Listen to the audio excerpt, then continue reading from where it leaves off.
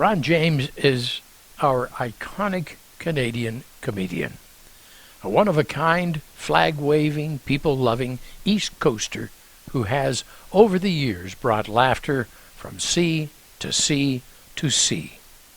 Any success that Ron has had is as a result of working for it. No overnight success, just working and honing his craft to a point that any Canadian can accept him as one of their own. Ron James talks to us from his apartment in the Big Smoke. We talk to him in Toronto. There you are. How are you? I'm doing fine. How are you doing, kid? Jim Dandy. Look at that big poster of me behind you, Mike. Yeah, nothing like shameless promotion, eh? Somebody's got to do it. Yeah, you're damn right. You're damn If it wasn't right. for Jill Spitz, no one would know what I was up to. She's incredible. Yeah, she's a great girl. She really is. She's the best. Yeah, the publicist at Random House went on maternity leave. I saw the writing on the wall with that, and so I hired Jill to piggyback the book as well as the show in Stratford. I'm glad you did. I'm glad you did. Wonderful. Yeah. How you been doing, buddy? Yeah, not bad for an old fart.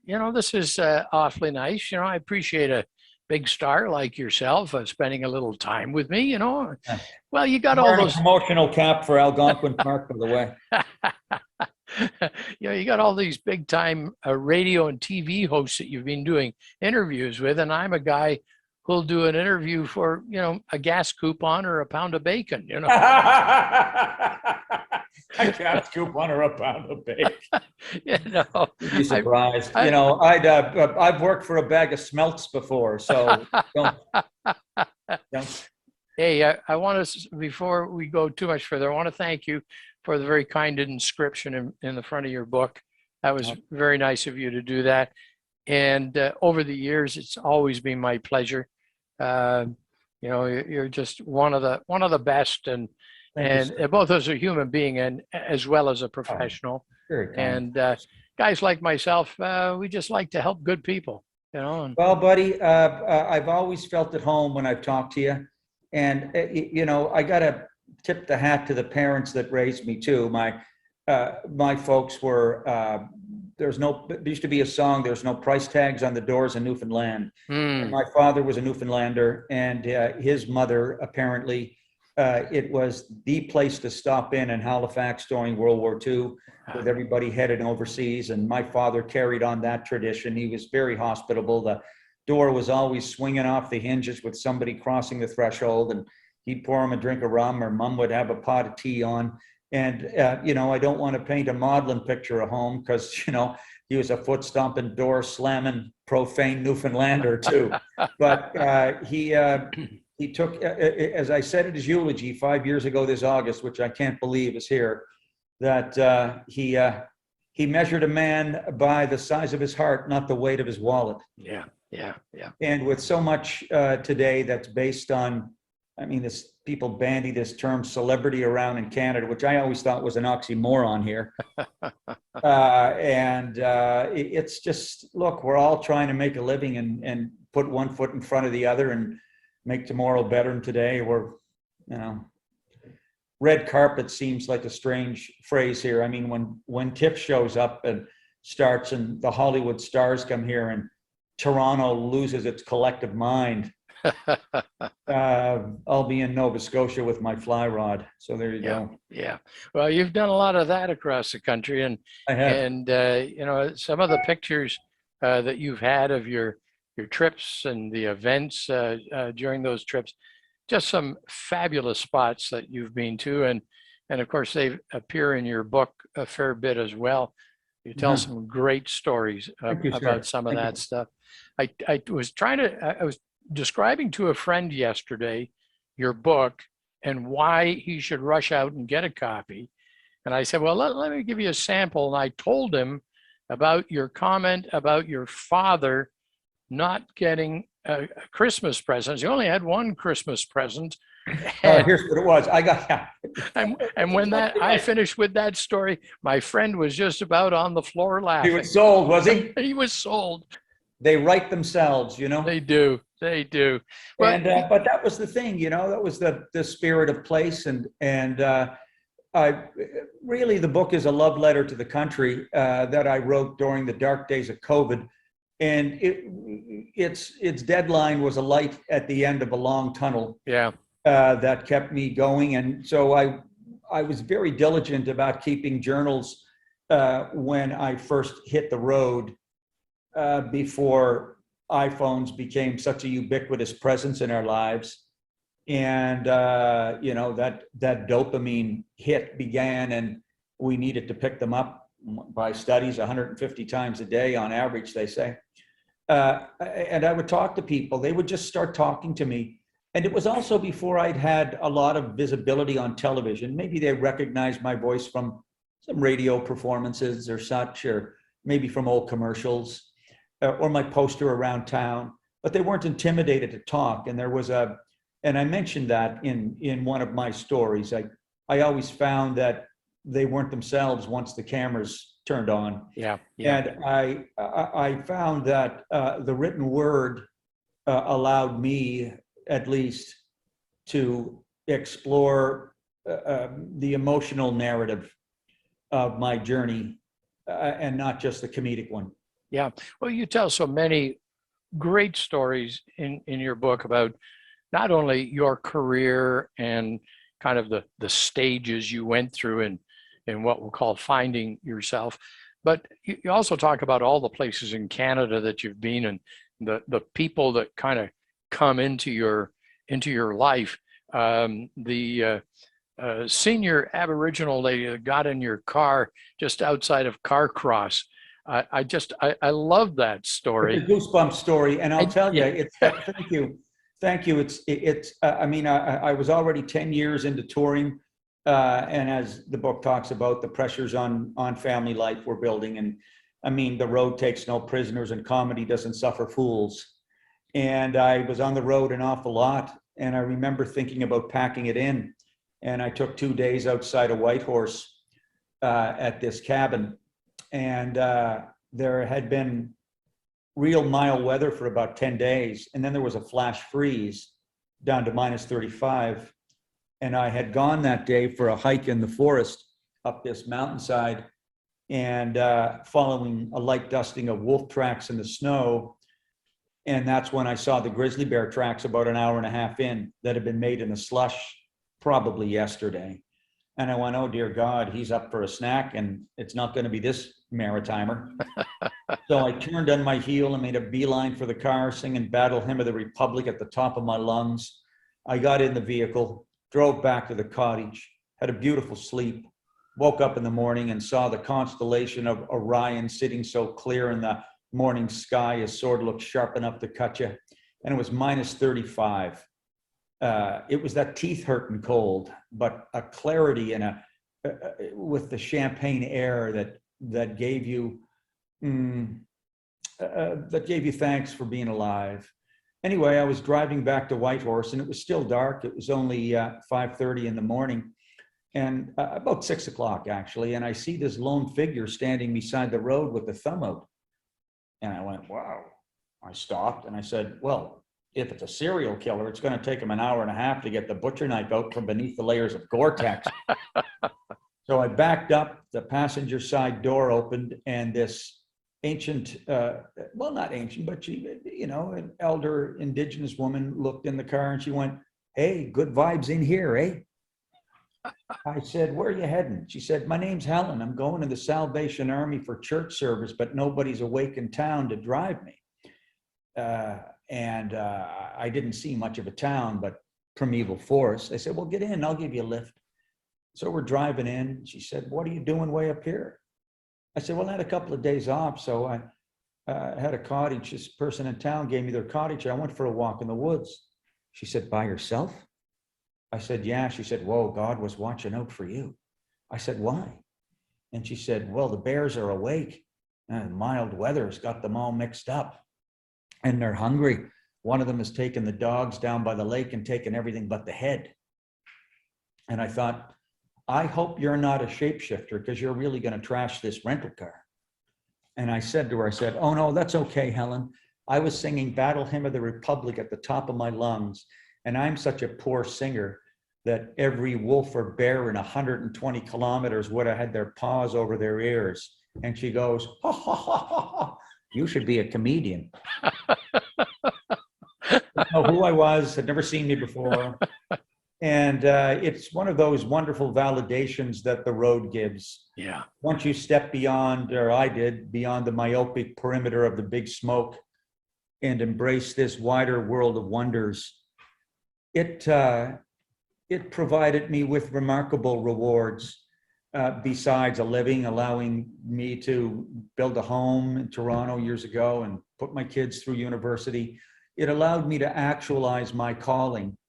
And the longer you stay in comedy, you realize this is what you were born to do. Yeah. It's not a business choice. It's not some kind of strategy you choose in university. Let me see, is it going to be law or stand-up? And it's like Gary Shandling. I didn't know that he studied to be an engineer, and then he packed that in. He's the funniest engineer I've ever met, I'll tell you that much. Not exactly a jovial bunch. My father used to work for engineers, and he was a working class guy, and the engineers were all professionals. And he used to say to me, Ronnie, do you know why an engineer wears the iron ring on their finger? I said, no. He said, it's to balance the lead in their arse. So he was a funny fellow, man. You know, that spirit of the home I was raised at, hospitality, I think I extended that in my own way with my shows and my travels, and the universe reciprocated. The universe provided these boons, and they were boons that had far more collateral than a payday's treasure. And I knew I had something. And then, you know, I knew there was something on the page in these journals, these moleskins I kept, that had a different, that sang a different note, if you will, than my stand-up. The rules of the stand-up, I mean, I like to hear laughs every 20 seconds if I can, and that's what the audience is paid for.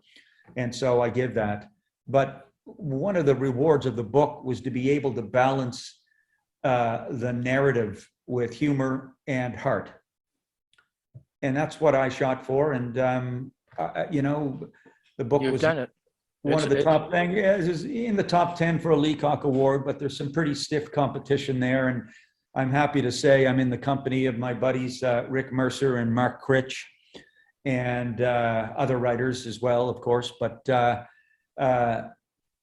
you know, if the three of us ended up in Aurelia for that award ceremony, I don't think Mary Posa would ever be the same. How true, how true. You know, one of the things that I found so compelling about the book is that you have written it in your voice. Oh, thank you. And that was the first thing that came through to me. And as I was going through the book, I felt like you were sat in front of me telling the story. Oh, well, thanks, Mike. Boy. Thank you very much. I mean, that wouldn't have happened had I not put my 25 years in on the road and 42 years in this business. That's very, very demanding. And, you know, I hope the audience realizes and gets, I mean, I wanted to open a door to the struggle of the journey, because everybody's on one. It's like Joseph Campbell's Hero of a Thousand Faces and such. Everybody's on the journey, and we're all just trying to do our best. But to stay the course in this business over time, particularly stand up when the road can be so demanding, I wanted people to know that it doesn't come easy, and that particularly for my tribe of solo acts in Canada, that's why I talk about Lady Liberty and living beneath the shadow of American fame, and how so much lip service is paid by the intelligentsia of stand-up comedians in this country. And they all work so hard, and they live on the poverty line, and they go from, you know, maybe a Winnipeg Comedy Festival, a Halifax Comedy Festival, gigs in the clubs, a corporate gig here and there. It's a hunter-gatherer's existence. Yeah. And I was, and I didn't want to forget that, nor them, nor the tribe that I claim fealty to, which is why I was able to tip my hat to the great Gone Too Soon Mike McDonald and another comedian, Mike Wilmot, and to give praise to Billy Connolly's wise words when he just said, "Sing your song."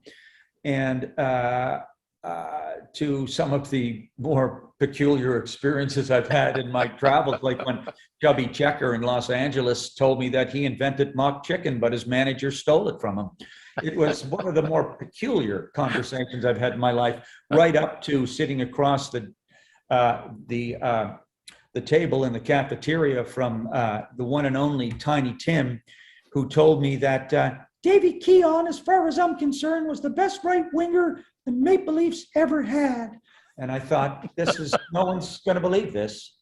But that was a kind of cast of character. So it's not the book isn't about the grail at the end of the trail. It's about the journey and the lessons learned.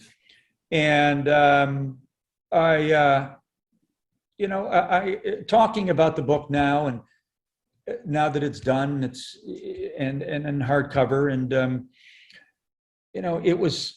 it kept me sane during dark days of the plague, because it let me know how much soul was out there in the country and that I'd been privy to.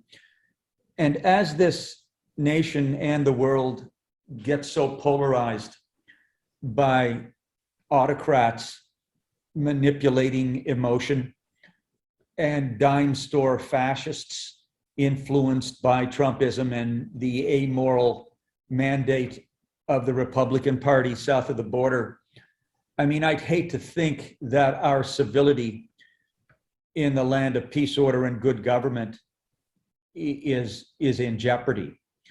And thankfully, there's no Fox News in Canada, so they don't. The right doesn't have their Pravda. Yeah. It doesn't have their MAGA megaphone. Yep. It doesn't have their theater. And Canadians have always been leery of somebody who I think is Trump-like, a braggadocio and all those types of things, Yeah. And that's not to say that the liberals aren't fueling this fire of discontent by their incredible consistency in poor optics. And Yes. I think they have to pull up their socks and take a hard look at themselves. And they better do it damn fast. They have to do it fast because people are so tired of the spin. And look, there's no love lost between me and the Silver Spoon Dauphin. However, the options and the dire consequences of lassitude in that party are going to have very serious repercussions. And one of the things I've been able to do is take the temperature of the population in my travels. Yes. I knew things were changing a long time ago, and I know how things can change. I remember years ago, and I've made my money playing beyond Toronto. Yep. And I love the people in the country, and I love the country, and I like the spirit. And you've been able to take good-natured shots at the idiosyncrasies of people and place. I mean, when I'm playing out west, you can't help but notice all these jacked up trucks. I saw one guy get out of his driver's side. Geez, it was so high up, he pulled the ripcord and floated down. But now with the convoy, I mean, they all look like black chariots with their F. Trudeau fingers stuck on them, right? And I saw one with an F. Trudeau sticker, but he also had a set of plastic testicles hanging off the back bumper.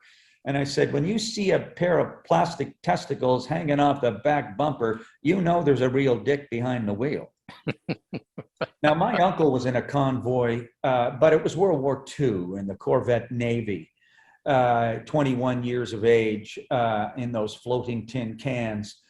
protecting merchant marine ships laden with petrol and munitions bound for Murmansk and Russia for the war effort, never knowing when a German's U-boat torpedo was going to end his 21 years with a watery grave. Yeah. That's a convoy, and Yep. there was nary a bouncy castle in sight. Yep. Yep. So enough of this hashtag freedom. If you're so concerned about fighting for freedom, the Ukraine is looking for mercenaries. Yeah. Amen. Let me ask you just for a second again about this Leacock Humor Award, Yes, which you are one of the 10 nominees. And in August, they'll cut it down to the top 3, I believe it is. correct. And then further on into the fall, they'll September. September, they'll announce the winner. How did you feel when you heard the book was nominated? Were you? Well, I felt very good. I don't, excuse me, I've been nominated for things at the Canadian Screen Award things and stuff, and I don't like it because if I'm honored I'm there, but I'm just trying not to think about it because, Gotcha. you know, you do want to win. Let's be honest. That's nice. You know, Jim Carrey's speech at the Oscars when he lost out for his show that time, his great movie. Is very prescient. And no matter where you are or what you're involved in, whether it's a Rotary Club competition, something like this, or the Oscars or hockey or sports, whatever, you know that you've made the best effort you possibly can. Yeah. That's what I know. I put the best effort I could on the page. It was my first book. It won't be my last. And to be winnowed down from the 70 to the 10, Yeah. I thought, yeah, I deserve to be That's in good. this pack. That's good. Yeah, I deserve to be in this pack. Yeah. But I don't know what discretion the voting committee uses in order to judge the winner. Yeah. Well, And time will tell. I just know that I was able to quote Billy Connolly to me in Montreal years ago, just sing your song. And I did. Yeah. And it's nice to be acknowledged. And here's the thing, it would be great to win. Regardless, though, I'm still going on the road. Yeah. Well, and having this nomination is excellent for the book in itself. It's a real honor. Honor. It sure is. And you know, Random House has the paperback comes out in September. And on the top, they've put instant national bestseller, which is wonderful. Marvelous. And so I'm proud of that. And playing, you know, we had it set up already because I was supposed to play Stratford in 2020, and COVID came calling, and we were delayed for 2 years. But you know, I'll be signing and selling that book in the lobby of the Avon Theater, and it's nice to be able to connect with people. You bet. After my 2-hour show, to sell this stuff, you know. Yeah. You know, to sell my product, because I used to sell the DVDs, and was always a nice big lineup. And so I was kind of hoping that that I could take them on the road with me in BC, but it's just too expensive to transport them. Yeah. And so I transported my car out there, but you can't put product in your car when you're transporting it because they're very light fingered at CN, I was told. Yeah. But this July gig is not part of my Chantero tour process. It's a standalone, and it's the first time that they've invited a stand-up to perform at the Avon Theater. I think that's so cool. I'm over the moon, and you know, to be in the program of such a prestigious company and such a prestigious festival that has such history. I'm happy, and I hope this opens the door for my brothers and sisters in the comedy minds to also play a theater next year, because quite frankly, 2 Red Bull backstage for me and a glass of water on a stool, it's a hell of a lot cheaper than mounting the Pirates of Penzance. But you know, I must say, I was invited to play the brewery stage in Halliburton last year. Oh, really? Remember? Yeah, and it fell through, and I don't know who the contact is there now. But I know you've got a lot of listeners up there, Sure. and Yeah. Yeah. I'd love to come up in September and do a show. All right. Well, I'll get you the contact stuff and That's wonderful, Mike. send it through Jill for you. Yeah. Thank you so much. Yeah. No Thank you. problem. No Thanks very problem. much. Was thinking about you going to Stratford, and as you say, it's such an honor. That'll There is. be coming up on the 16th, Yes, sir. and I was looking at the seating plan Yeah. in Stratford. Yeah. How tickets are going, Yeah. and you're going to have a great sold out show. There's no Yes, doubt about it. I think so. Yeah. We've Yeah. the bottom. I mean, 3 days ago, we had 27 seats left on the main floor. And now Wow. we've got the balconies that are selling, and it holds 1,100, and it's a smoking hot room. Oh It's yeah. one of those old vaudeville houses, and there's a spirit. There's an authentic spirit that exists in these old vaudeville houses Yeah. that always lifts up a show. The Burton Cummings in Winnipeg is one such place.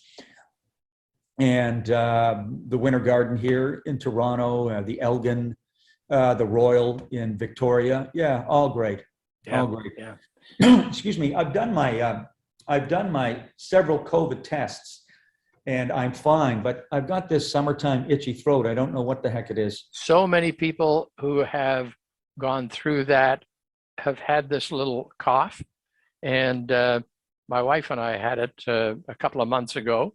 Some friends of ours were just talking about it last week. And it's one of those things that is just kind of going around, but you gotta treat it nicely. You gotta be careful with it and look after it. Don't let it get worse. No, I'm going to take my honey. I've got some Manuka honey there, so I'm going to take Excellent. a spoonful of that today. Excellent. Yeah.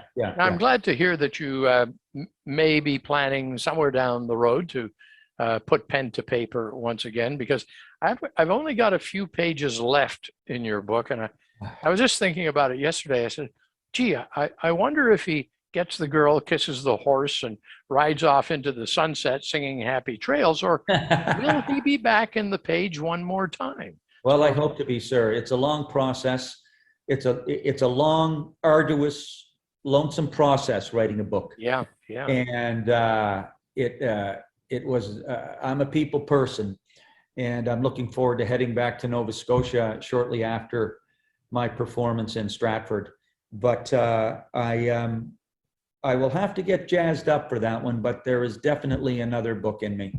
Excellent. There might be two. I'd like to tackle fiction someday too, and I've got an idea for a television show again, which would be nice to sell. We'll see. We'll see. The networks aren't exactly rolling out the welcome mat for a 64-year-old white-haired dude. So maybe I can play somebody's father. So much the fool for them. There you go. Thanks, Mike. Thank you so much. I was wondering because you're slated in I think it's November. You're going back out west. November, December. I've got 18 dates, and then we'll be close to you guys. We'll have another 18 dates in Ontario in the wintertime. Excellent. And that's an ambitious tour too, to do the dates that we didn't do this year. And then fall 2023, we'll start what could be our final run. Oh, wow. What could be, my producer sneaking up on 70, and he drives. Terry McRae, salt of the earth dude, great producer who I spoke highly of in my book. He's on the road too and driving, and he had some health issues, nothing serious, but enough to be debilitating when you're on the road. Yeah. A cold on the road or something sore on the road seems twice as bad as when you're in your own home. And, we've hit some hairy drives and with some brutal driving conditions. And so we'll take stock after Ontario next year, but we have to replenish our kitty after the bruising it took during COVID. Yeah, absolutely. Absolutely. Well, it's funny, when I saw you were going out to the prairies in November, I thought, oh, that's a pretty brave move. Oh, buddy, most people are going down to Florida. Oh, I hear you. Oh, no, that's when I'm hitting the road. I was there 2 days after Halloween. It was -40 in Regina. Wow. They Wow. suffer cold like no one, and I don't know how the pioneers and the indigenous people managed to survive it all in years past. But anyway, Saskatchewan's filled with good people. I love playing there, and Yep. Manitoba and Alberta. There's political differences between them and the East, but I think people who buy tickets to see me know what they're getting. Yep. Yep. Right? Yeah, well, I know the kind of people. My dad was born out in Saskatchewan, in Raymore, Oh boy, Saskatchewan. Yeah. yeah. And my granddad was one of the founders of that town. And How about that? they're Isn't that between Saskatoon and Prince Albert? yeah. Yep. Okay. And just wonderful people. They Wonderful sure are. people. Yeah. Yeah, yeah. Well, you've had an incredible summer so far. Here we are, early July, and Hard to believe. and, Goes and you were fast. one of the first guys out on the hustings once I the was. restrictions got lifted. I Yeah, thought, well, yeah. how do you like that? Taking fun to the people right at a time when they need it. And Well, I'm sure they gave you a warm welcome. they sure did. Just to see them sitting shoulder to shoulder, double vaxxed and masked, processing the trauma of the last 2 years in the language of laughs. Yeah. It was worth every kilometer traveled. I'm sure. And here we are. You've got behind me, you can see the cover of the book. So we tell everybody, look, don't delay. If you want to make your summer complete and you want a good laugh, because my neighbors think I'm kind of crazy. I'm out there sat in the cabana reading Ron's book, laughing my head off at times. Funny. Thanks. And Thank you. they must think I'm out of my mind. Well, if you're doing any driving too, I also recorded it for Audible. Yes, you did. Yes, you And did. a lot of people are phoning me, some pals who drove back east. A couple, they called me up and they said, "Oh, we just love listening to it." And so I listened to several. I always listen to books when I'm driving on the road. So Yeah. yeah, it was a lot of fun to do that. And Good for you. I just want to let folks know that I took some liberties and I did take a few tangents. Yes, you did. Yes, Thanks, you did. And one final reminder to everybody, coming up on the 16th, Ron will be in Stratford at the Avon Theater. Go check out the Stratford Festival website. The tickets, they are disappearing quickly. It will be a show to remember. And of course, a visit to Stratford is always a nice thing. Ron, you're a sweet man. Thank you for taking the time to chat with us again today. Take care of yourself. We'll be thinking about you. And I hope we get a chance to chat in the future again. Me too. I feel like I've known you my whole life, bro. Thank you, my friend. Bye for Take now. it easy, Mike. Thanks.